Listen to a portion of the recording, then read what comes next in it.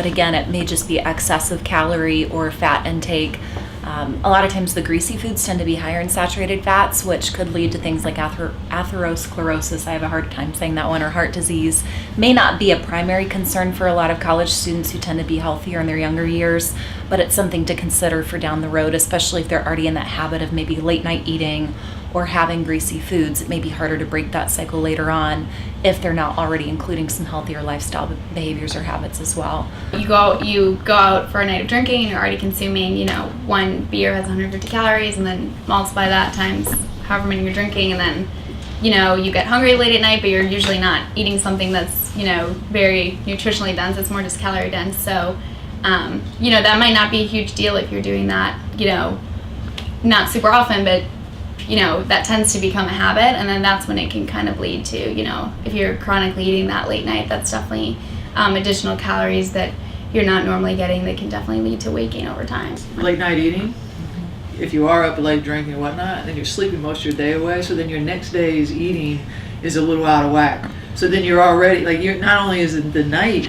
messed up and you took in probably things that you weren't probably most nutritious because your friends are eating and everything, but the next day, you might not eat until noon, and you might, who knows, but then that next day may be even affected also of kind of types of food you eat or how you're feeling and that, so it kind of can have a carryover effect even to the next day. I don't think people that are hungover feel like they want to eat super healthy food. They normally want to eat like greasy food again, so yeah, it's definitely a cycle. One thought with regards to drinking is that I'll reverse that. If people are having some of the salty foods that are sometimes available in bars, like chips or popcorn or pretzels, something that's salty, they may tend to drink more because they're thirsty. People who aren't used to drinking and eating the fast foods prior to college, and then they come into college and they do gain weight from it, and then afterwards they kind of revert back to a normal healthy lifestyle. So I can see where that would be true.